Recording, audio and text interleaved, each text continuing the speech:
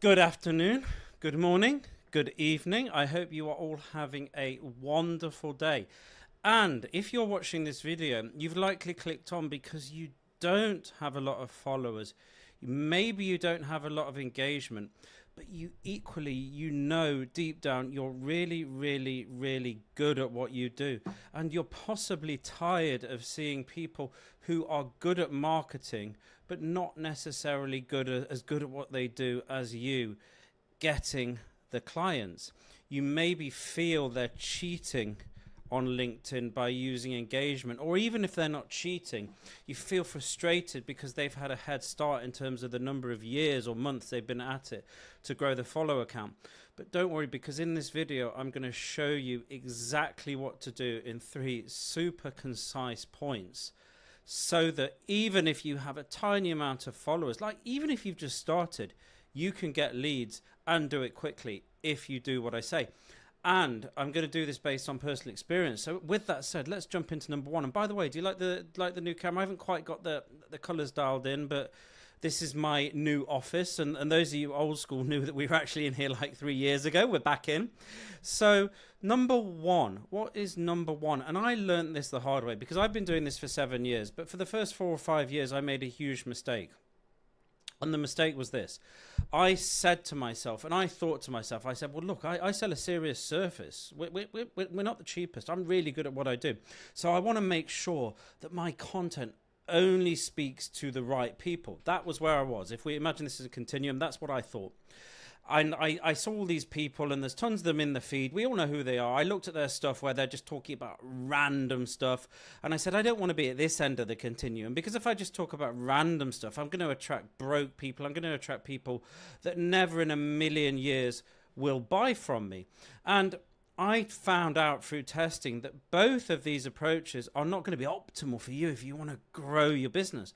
There's actually a happy medium. And let me explain what the happy medium is, because as soon as I did this happy medium, that's when things started to take off. That's when I started to get engagement. That's when I started to get reach.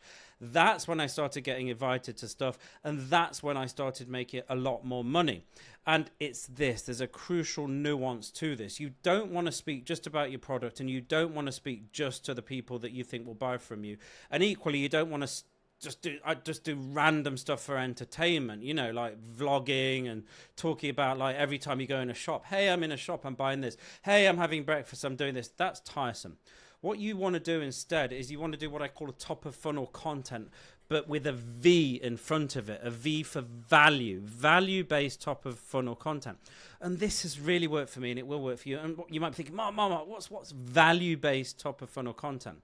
So our values are what we hold nearest and dearest. Our values dictate everything we believe in life and everything we do and the way we react to everything in our external environment. In fact, Tony Robbins talks about values as being one of the highest factors in terms of our behavior and what we get in life. An example would be values for me. Like, I'm family orientated, family first. You're not going to catch me on LinkedIn over the summer when the kids are off. Another value for me would be, I don't at all talk about religion and politics on my LinkedIn, because there is a line that I draw when it comes to growing my business. No, thank you, I don't want to do that.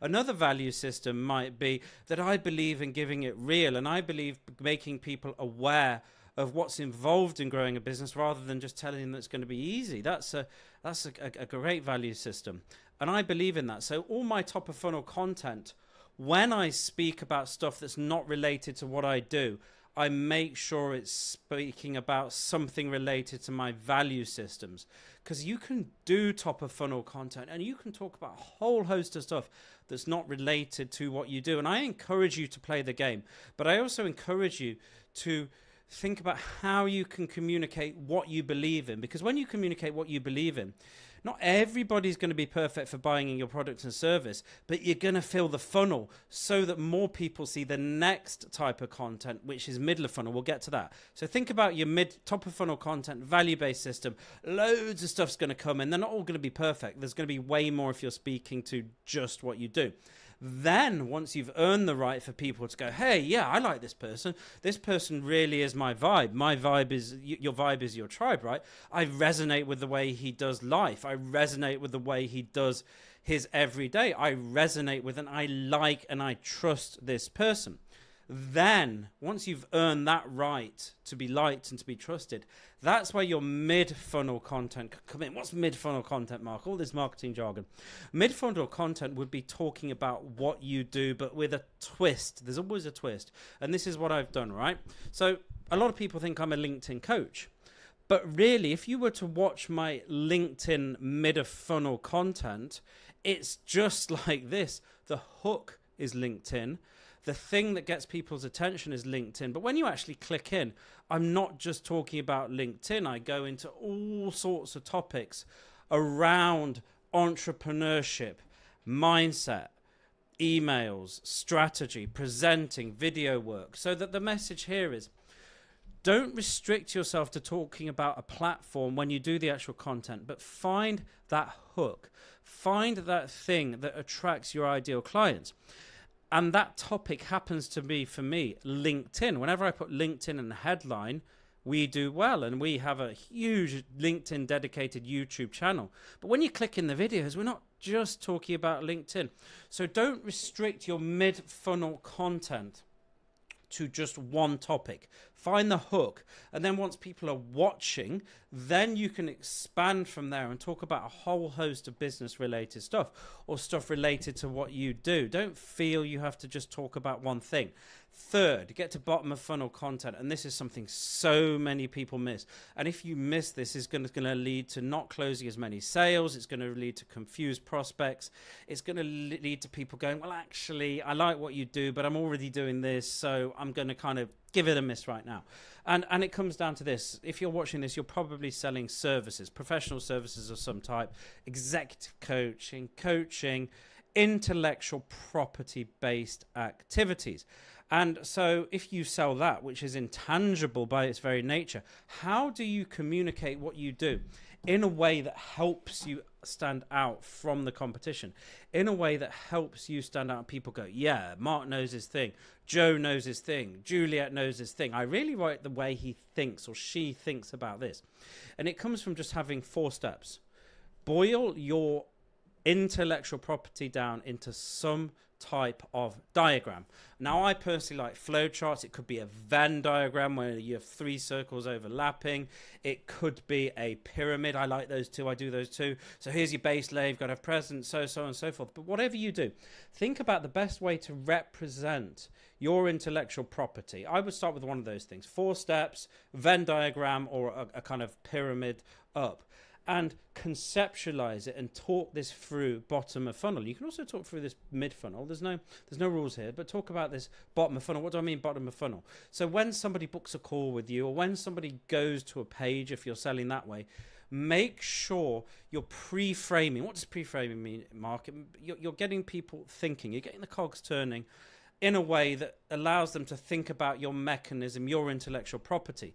Because otherwise, when they come to the call and you pitch your thing, you're starting out from zero, because what you talk about before they go on the call should be the way you pitch what you do on the call. They should be the same thing. So the framework's here. Well, the way we work, Steve, is, and is it okay just to pull out a pen? If you just imagine a pyramid or screen share, whatever you do, and all of a sudden you're going to see your close rate go up. You're going to see people go, I get it. But here's the critical thing. Don't verbally vomit over people all the details. Give it top level. When you do bottom of funnel on a sales call, and we've done 2,000 of these, by the way, and Christine, who's worked with us for 3 years, I trained her. She's done God knows how many, right?